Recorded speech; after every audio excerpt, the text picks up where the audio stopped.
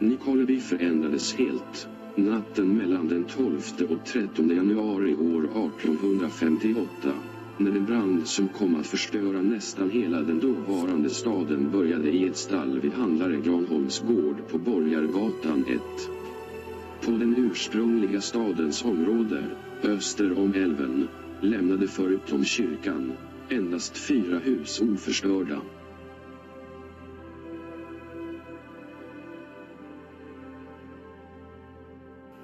Trivialskolan, Heikelska huset, Södra tullhuset, som även kallas Dövelns hus, samt Norra tullhuset, som idag är stadens museum.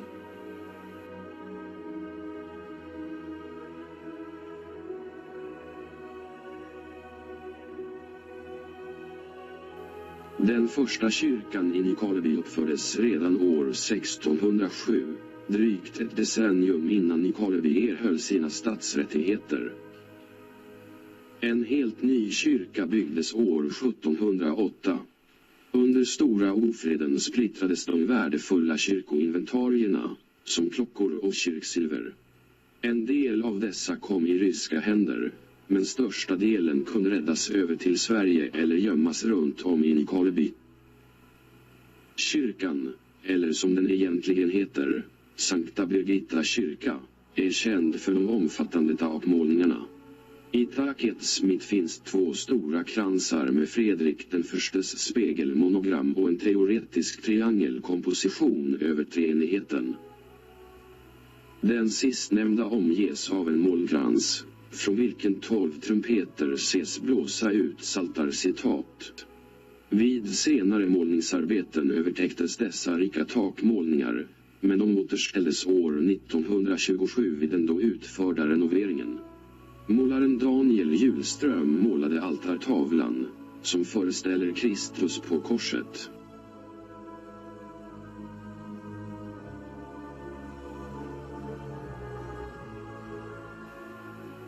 Bilder av nyare datum är glasmålningarna i koret, utförda år 1940 av konstnären, professorn Lennart Segerstråle. Efter den stora ofreden iståndsattes kyrkans predikstol av snickaren Abraham Eliasson. Målningarna på predikstolen utfördes av Johan Alm.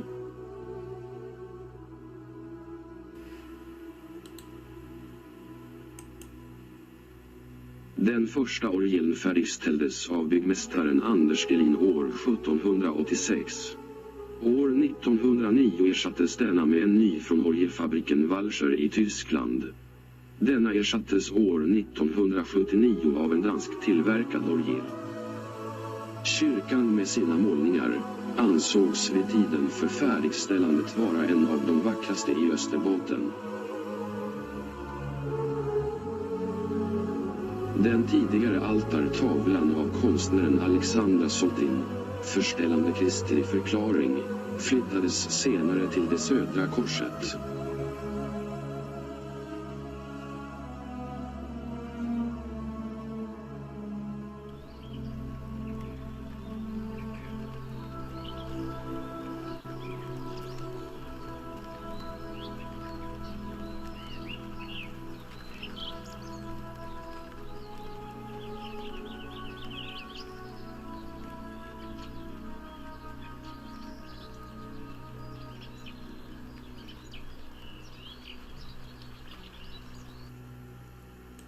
Tre av husen som undgick att skadas vid branden fanns söder om kyrkan. Där är Trivialskolan en av de byggnader som ännu idag finns kvar. Den blev senare tillbyggd då huset tjänade som stadens rådhus. Denna skola kom att spela en betydande roll i den österbottniska skolhistorien. Före grundandet av denna fanns det inte tidigare en lärdomsskola av betydande mått i Österbotten. Trivialskolans grundande var Per Brahes förtjänst. Att den sedan placerades i Nykarleby har tillskrivits borgmästaren Josef Jakobsson och kyrkoherden Jakobus Kollman.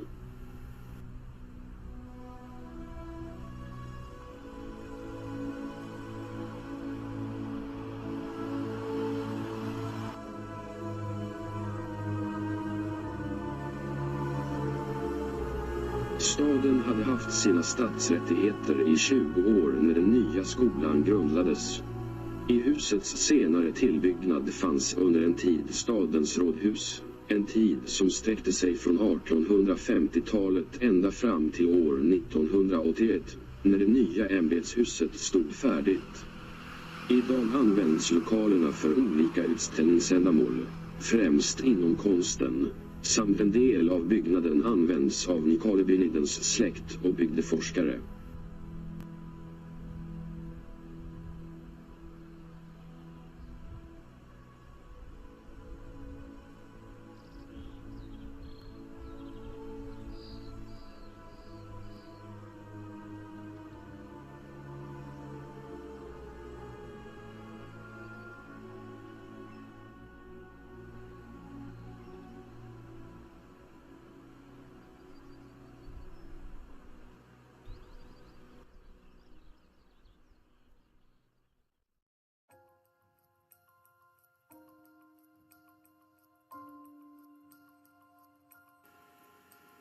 Södra tullhuset, eller som det populärt kallas Döbelns hus, var stadens uppbördsställe för avgifter på produkter och varor som infördes till staden för att, som det sades, säljas eller förtäras. Städerna i Sverige och Finland omgavs denna tid med staket och stadsportar, där man inrättade de så kallade tullstugorna, där avgifterna som tillföll staten betalades. Den tidigare bron över älven fanns en aning söder om den nuvarande bron. Detta förklarar läget för den södra tullstugan. Nykarlebybor använder gärna beskrivningen av huset som Döbelns hus, eftersom traditionen berättar att general von Döbeln, under det rysk-svenska kriget, låg sårad i detta hus och kunde därifrån, som Runeberg skriver, höra kanonerna vidgjutas.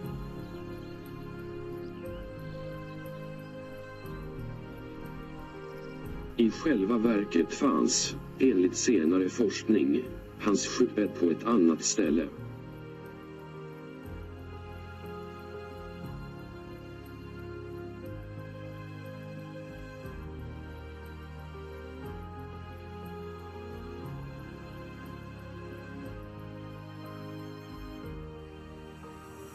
Den så kallade Döbelns gränd går längs med älven, från det södra tullhuset söderut, bredvid det andra huset på området, som även det klarade sig undan den förödande branden, nämligen det Heikelska huset som står på sluttningen av Sockelstugeberget mot väster.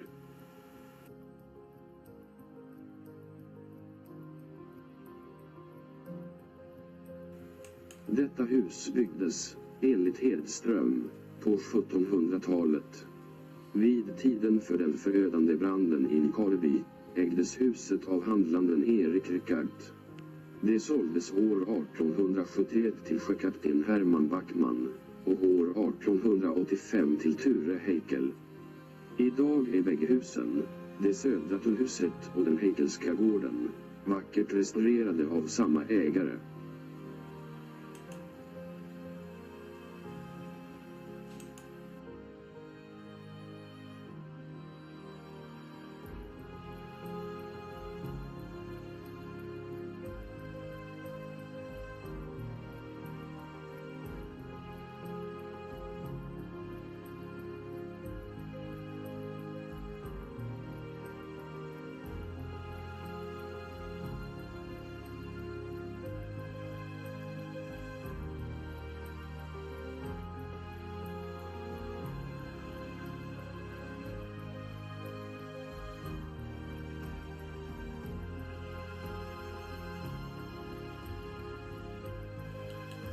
Norra tullhuset, i den norra delen av staden, var det sista av 4 hus, förutom kyrkan, som inom stadens dåvarande område, stod kvar efter stadsbranden 1858.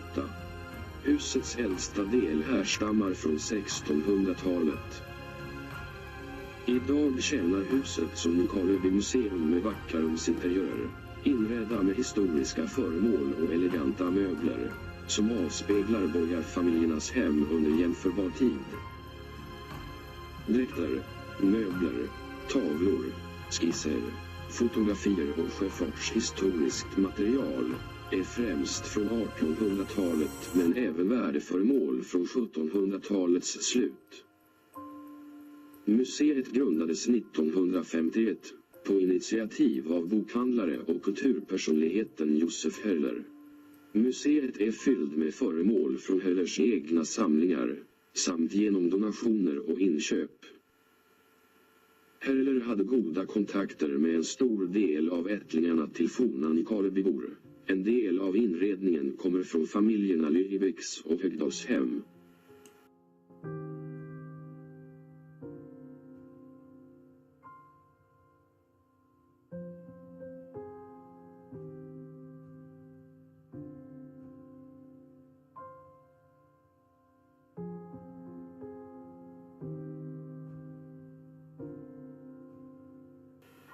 Källbacken idag är en vacker blandning av gammalt och nytt. En verklig pärla med starka rötter i det gamla Nykarleby. Det är liksom Bankgatans västra bebyggelse och Kyrkogåtans gamla hus. En som man uppfattar vakuumbevarad beskrivning på hur staden en gång var uppdelad i socialekonomiska områden. Hedström skriver om Källbacken. Bortom sjukhuset fanns endast Karlbergs gård och bastu, nuvarande Hanssons gård, samt ett litet skjul bortom denna, ett stycke från vägen. Mitt emot sjukhuset på södra sidan låg tullvaktmästare Eklunds gård, samt längre uppe på backen tulluppsyningsman Boströms gård, vid nuvarande Bockmöllersgatan. Källbackens bebyggelse slutade med nuvarande Mathesiusgatan, vars västra sida var bebyggd mellan Grifthottgatan och nuvarande Bankgatan. Marken bortom Mathesiusgatan, som bebyggdes långt senare, var då ännu tallbevuxen.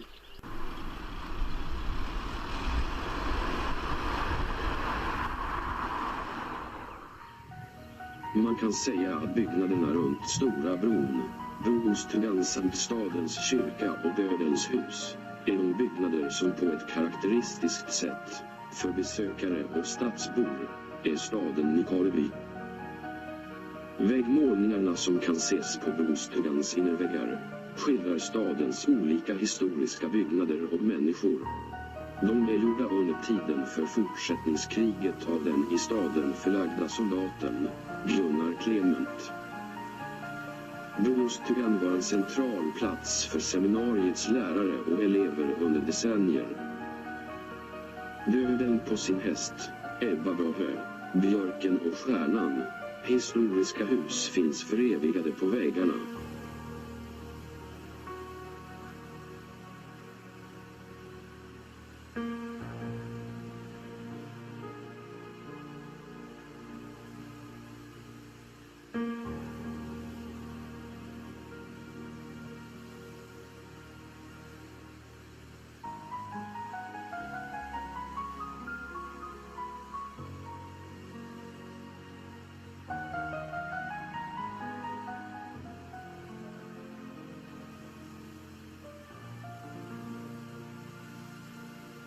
Nystan, det vill säga staden väster om älven, hade på 1700-talet endast en gård, men vid tiden för branden hade den hunnit bebyggas med 17 bostadsbyggnader i oregelbunden ordning. Ett av de gamla husen är Bergska huset, eller Vita huset på Klockarbacken, som har honor från 1700-talet. Idag pietetsfullt restaurerat av ägarna. Det räckte ända in på 1970-talet, efter att gatan till seminarieområdet breddades, innan bebyggelsen i Nystan tog fart. Idag finns några av de absolut vackraste bostadsområdena i staden, på detta område ovanför älven, i lummig grönska på sommaren och i vinterskrud lika vackra. Seminariegatans gamla bebyggelse har lockat många konstnärer till arbeten med dessa motiv.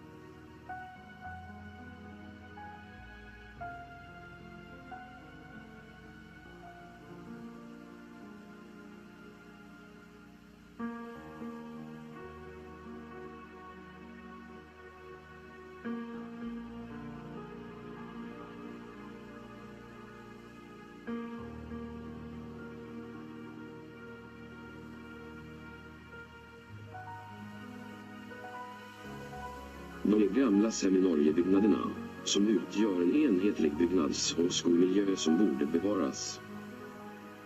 Huvudbyggnaden, som färdigställdes redan år 1875, bildar tillsammans de andra träbyggnaderna en vacker och gedigen helhet från 1800-talet som under nästan 100 år var platsen för en av de väsentligaste institutionerna i Nikarelvis och i hela Svenskfinlands historia.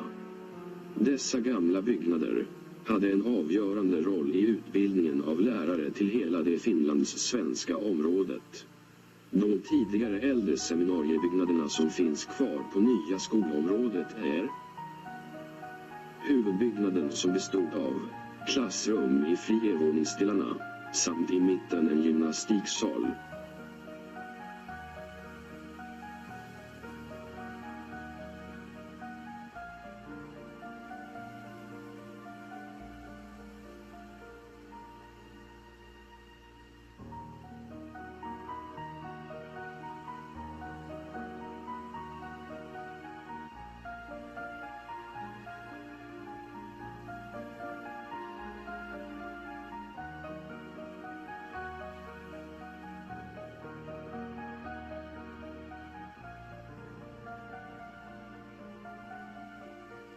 Verkstadsbyggnaden, som stod söder om huvudbyggningen, blev även den senare klassrumsindelad.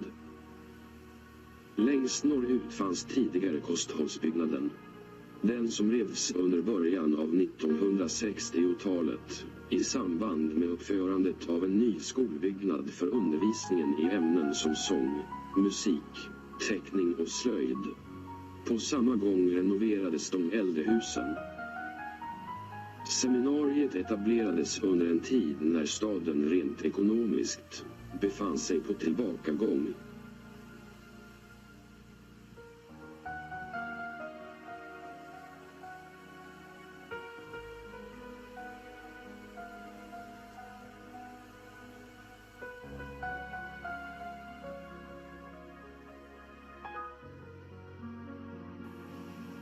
Seminariet tillförde staden, genom lektorer och lärare som knöts till skolan, en kunskapsbas som blev viktig för stadens styrande organ och utveckling.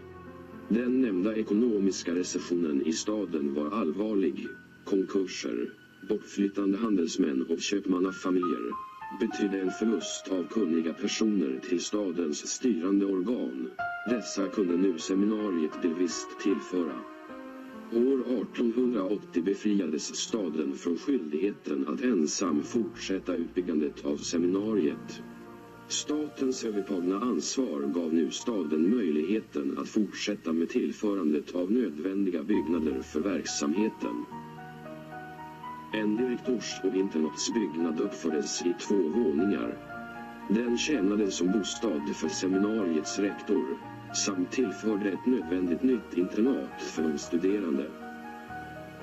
Kulturellt bidrog seminariet som helhet en mängd kunniga personer där man bland många kan nämna namn som Maria Kastrén, Rafael Albeck, Kaj Gerstedt och Erik Bergman, resultat av eller ur seminariets verksamhet. Emil Wickman i sin befattning som lektor i historia, pedagogik och geografi kämpade emot dåtidens framträngande fenomani och blev en aktiv debattör och författare.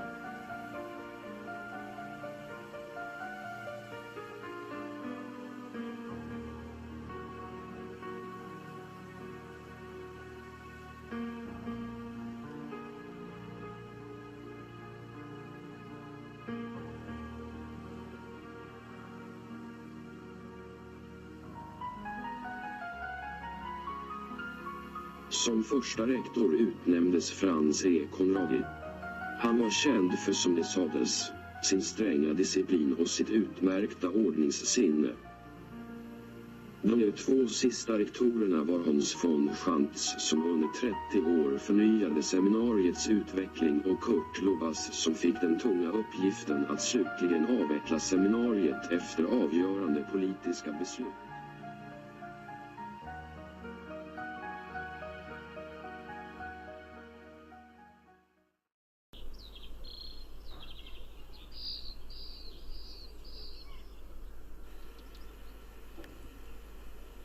Djupbacka herrgård söder om den dåvarande stadens område var liksom Kugnäs, med släkten Topelius, starkt sammanbundna med Nykarlebys historia.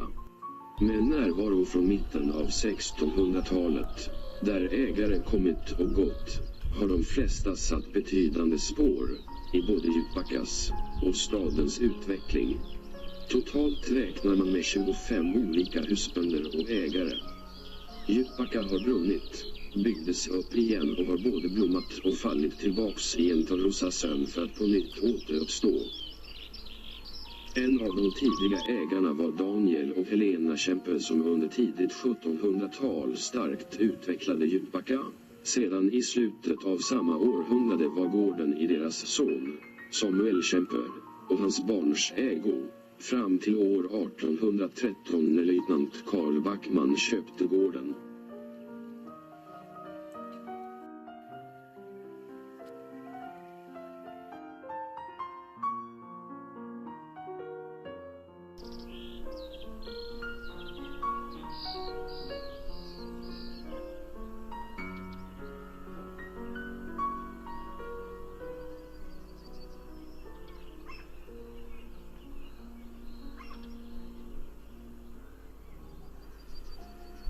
Backman gjorde under sin tid en betydelsefull insats för den ekonomiska utvecklingen av gården, med ny karaktärsbyggnad, egen kvarn och en såg, samt förvärvade ytterligare jordarealer till gårdens ägo.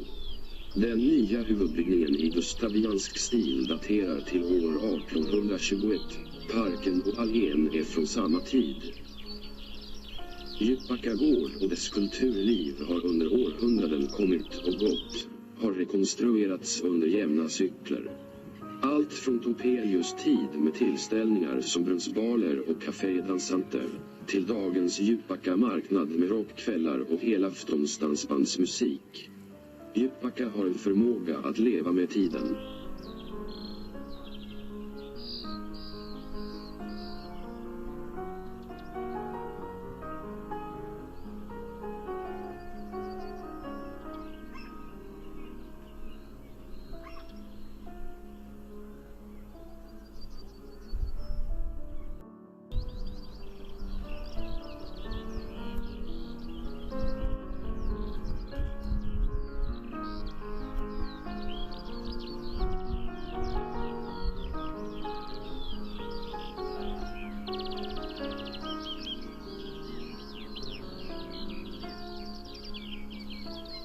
Den lever igen idag upp till beskrivningen.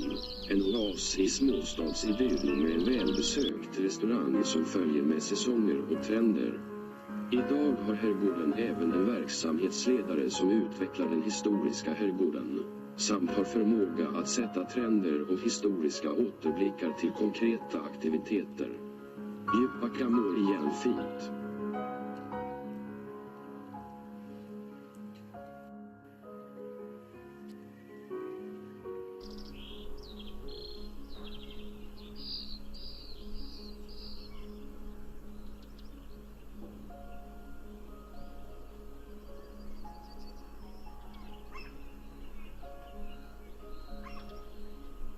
Den tidigare vyn från Rummelbacken över Sollefteågatan visar hur förändringarnas vindar svept över staden.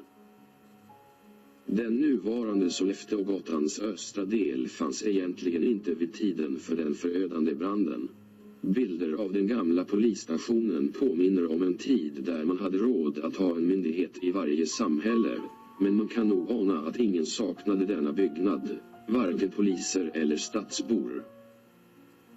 Stadens nya centrum har under åren förfinats och idag finns en vacker blandning av gammalt och nytt, en detalj som Nykarleby i framtiden även borde slå vakt om. Bebyggelsen idag har ett antal äldre, vackra hus, men gatan i sin helhet förändrades mest under 1970-talet och framåt.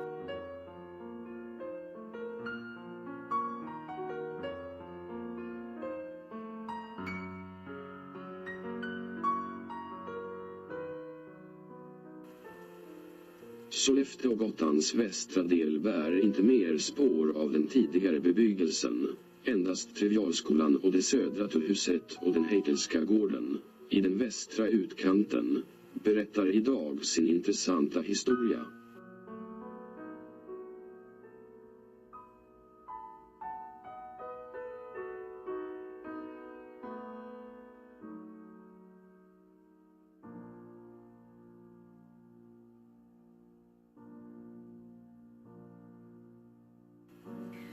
Redan före 1740 fick platsen namnet Sockelstugeberget. Den efter 1828 byggda stugan revs under 1970-talet. Vid berget gick gränsen mellan staden och landskommunen. Här finns även platsen för den mörkare delen av stadens historia, spökplatsen med Skanpålen som var i bruk ända till 1870-talet. Minnestavlans mer positiva del lyder: en senare generation reste sommaren 2000 en ny spökpåle i tacksamhet för humanare straff. Stora bron har under tid förändrats från en hel träbro till en bro byggd på järnkonstruktion. På den norra sidan fanns det tidigare den smalspåriga järnvägen som i slutet av 1800-talet byggdes och förenade staden mellan Kåljoki station och den nya hamnen vid Andra sjön. Först hade man helst sett en dragning längs Sollefteågatan direkt ner till bron, men för att inte skapa störningar i den centrala stadens gatuliv ändrades placeringen av spåren. Det förde med sig att man måste sneda med banan över Rådhusgården, Trivialskolan, och därifrån vidare förbi Döbelns hus och ut på Stora bron och vidare ner till Andra sjön.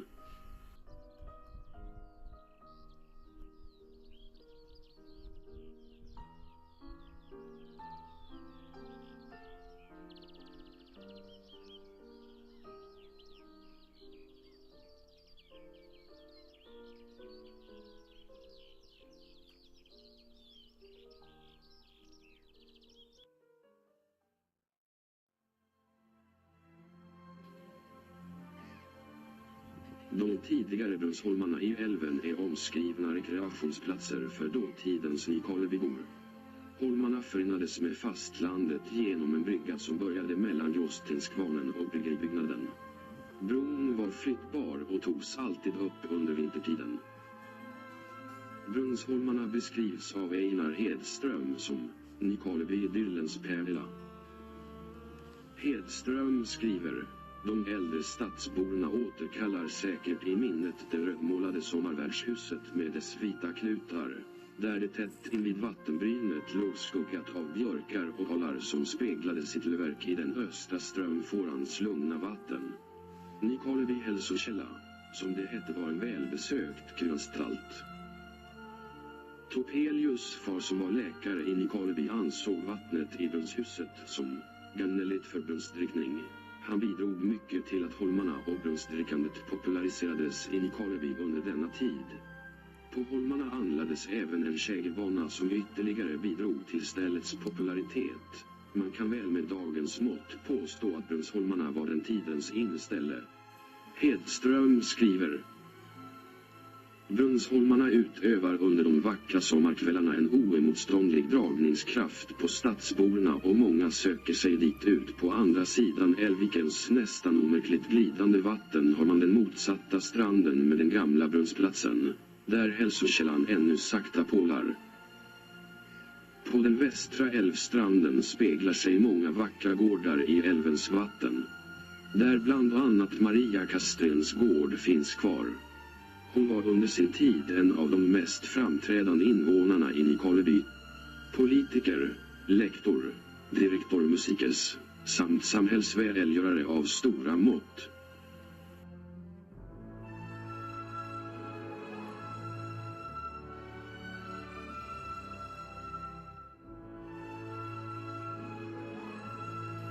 Utanför det då egentliga stadsområdet, bredvid den Heikelska gården, finns den gård som i allmänna beskrivningar kallas Höllerska gården. Den tillhörde vid tiden för branden rådmannen Lybeck, som tillfälligt flyttade hit när familjens hus i staden brunnit ner. Byggnaden blev sedan i den från Tyskland inflyttade familjen Höllers ägo. Nedanför på älvkanten fanns en bryggeribyggnad och stadens kvarn i gråsten. Bryggeriet köptes av Josef Heller den äldre, cirka 1880.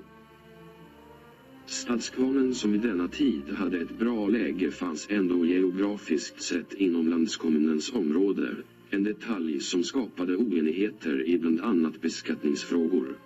Dessa byggnader har idag nästan alla försvunnit, rivits ner, eller vad som gäller Brunnsholmarna och den nedanför kyrkan belägna Gråstenskällaren, försvunnit under den höjda vattenytan i älven.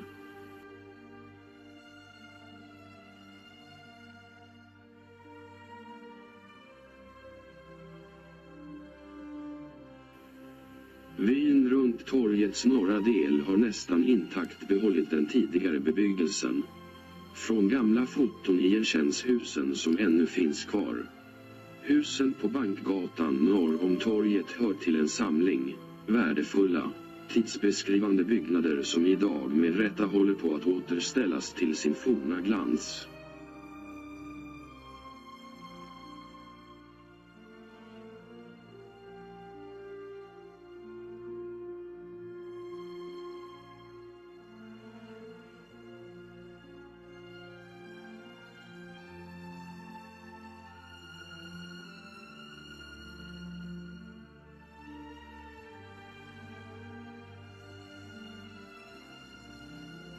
Österut fanns tidigare stadens hotell, i det hus som ursprungligen ägdes av handlande Lundqvist, Vicks hotell, som drevs mellan mitten av 1930-talet till 1940-talets slut. Petter August Lebecks familj miste sitt hus vid den stora branden och byggde sedan detta vid korsningen av Esplanaden och Bankgatan.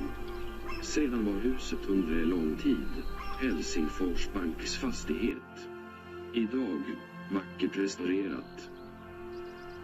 Huset blev inför sommaren 2017 ett affärshus i inredningsbranschen, alltså byggnaden fortsätter i gamla traditioner som affärshus.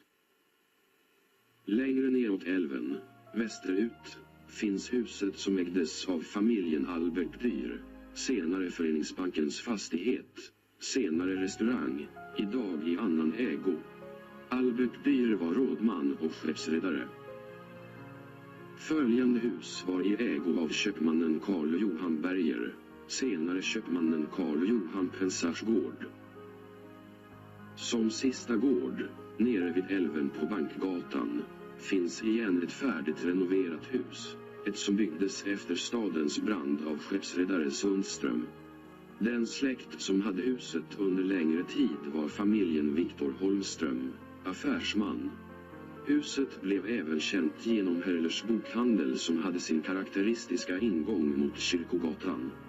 Denna ingång är även den idag pietetsfullt restaurerad.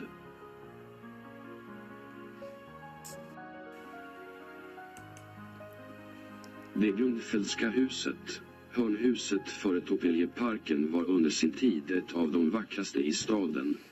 Familjen Grundfeldt var en av stadens rikaste familjer. Huset hade en ytterst intressant arkitektur samt flera utserade portar med utgångar till 2 gator. Erik Birk skriver i Nykarlebystads historia del 3 följande: en av de kulturhistoriskt mest värdefulla byggnaderna, som nu offrades på grund av oförmågan att i tid sanera och utbygga stadens vattenlednings- och kloaknät, och pietetsfullt renovera och modernisera fastigheten, var det Grundfeldtska huset från 1860-talets början. En gammal stadsbo och kulturpersonlighet som bokhandlaren och museimannen Josef Heller kunde ej förstå, varför måste Grundfeldtska huset rivas.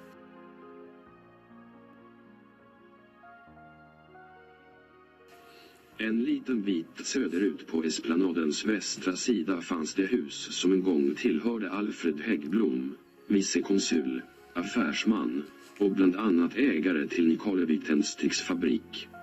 Huset tjänade under lång tid som Nykarleby samskolas lokaler. Idag ersatt med ett modernt affärshus.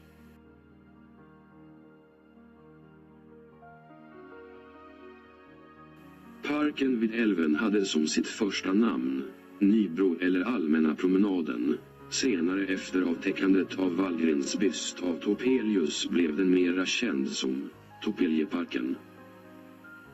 Topelieparken har under sin tid förändrats, omdanats och anpassats till både trafikleder och den allmänna nyttan.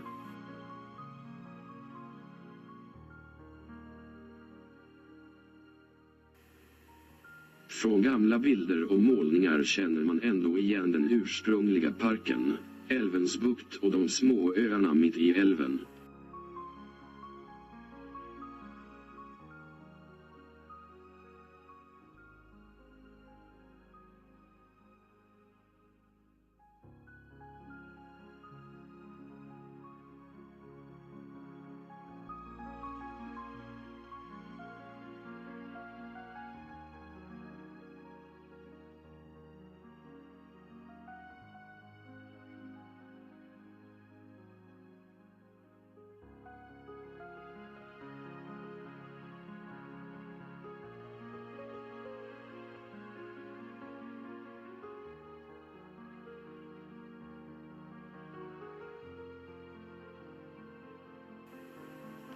Idag står parkens älvområde inför en ny förändring, när den planerade ljusparken i älven står färdig, där enligt planerna Topelieparken kommer att anslutas till den nybyggda ljusparken, med promenadväg.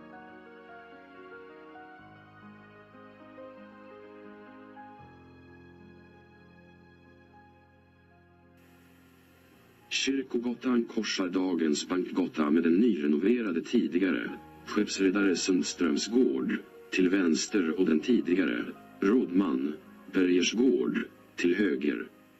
Från Stadsbrunnen neråt Kyrkogatan finns ännu idag liksom på Bankgatan den ursprungliga bebyggelsen, byggd efter den stora branden. Efter den nyrenoverade tidigare Sundströmska gården, ner mot kraftverket är Holmströmska husets tillbyggnad det hus där postkontoret under lång tid var förlagd. Följande hus var byggt av Alexander Dyr, i efterföljande ägo av familjen Holger Haglund och senare av familjen Wahlberg. Detta igen följdes av det sista huset för dagens Florapark, byggmästare Björklunds gård, idag i ägo av familjen Sundsten. På den östra sidan av Kyrkogatan från Pensars hus räknat finns sjökapten Gustav Lundqvists byggda hus, senare Hanssons hus. Idag i ägo av Robert Back. Det tidigare apoteket fanns nere på andra sidan den korsande Borgargatan. Huset byggdes av rådmannen Vaselius. Idag finns en ny byggnad på samma plats. Sist på Kyrkogotans östra sida fanns, och finns ännu kvar, Livexhem, som idag är en del av Florahemmets tillbyggnad på Kyrkogatan.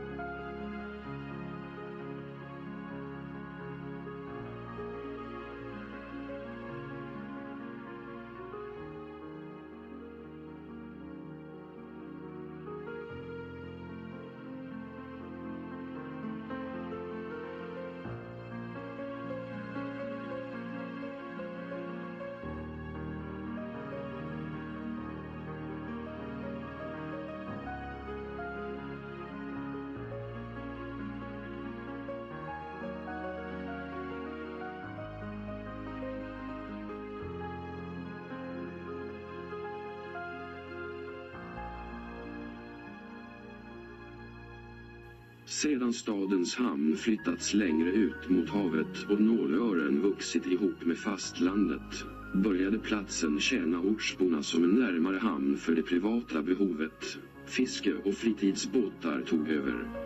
Här hade man också en bra plats för vinteruppläggning av sina båtar. När stadens hamn slutligen flyttades till Andra sjön behöll Nålören under en tid sin betydelse för ortsborna som småbåtshamn dit man också kan komma med större båtar. Ökade fritidsbostäder i skärgården och en kraftig ökning av mängder fritidsbåtar, samt inte minst igenslamningen av älvmynningen och markhöjning, har idag gjort att Andra sjön, med sina snabbt utbyggda småbåtshamnar och tillhörande serviceverksamhet, samt förbättrade vägförbindelser, i stort blivit en central plats för Nykarlebys båtägare.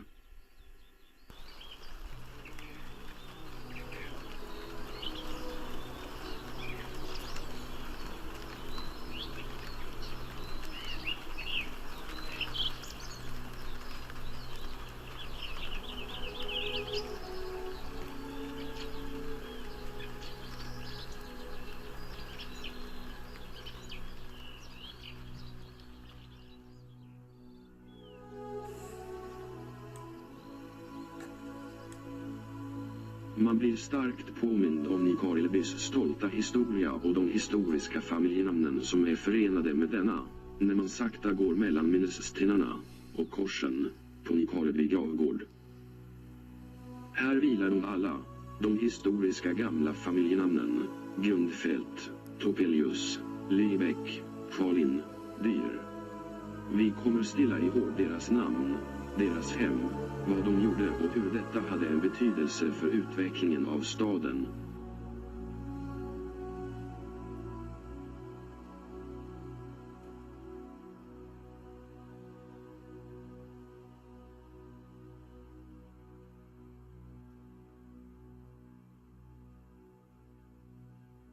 Kisor, Kalamnius, Aminov, Heikel, Bogdanov och Salin.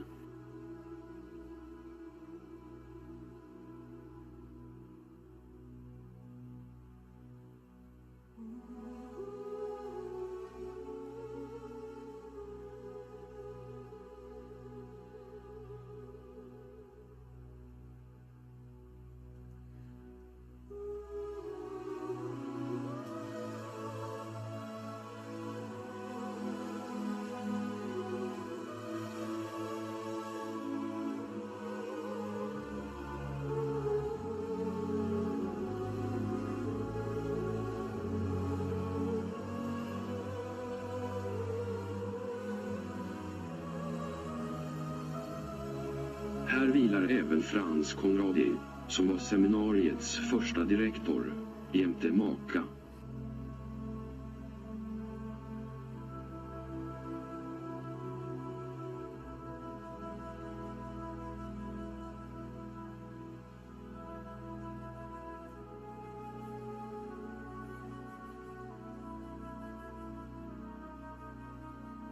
Familjer som Höller har satt spår som vi ännu minns, tack vare Josef Höller, bokhandlare och kulturperson, som för evigt är förknippat med Nykarlebys litterära och kulturella liv.